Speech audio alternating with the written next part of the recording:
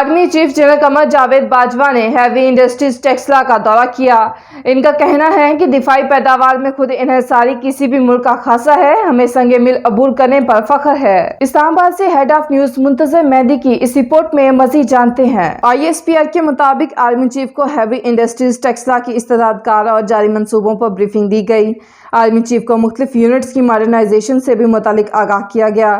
Army chief کو ٹینکوں کے remote weapon system اور آرٹلری گن بیرلز پر بھی بریفنگ دی گئی۔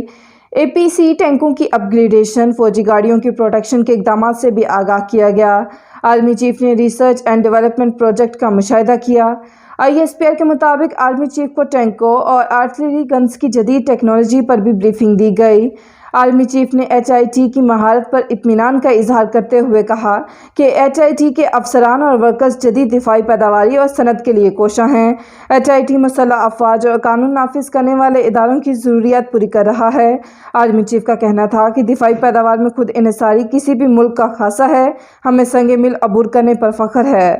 آرمی چیف کی آمد پر چیئرمین HIT میجر جنرل سعید عامر رضا نے ان کا استقبال کیا۔ ناظرین، آپ کو لمحہ بالمحہ باخبر رکھنے کے لیے کوشاں ہیں۔ مزید اپڈیٹس کے لیے دیکھتے رہیے انڈر گراؤنڈ نیوز۔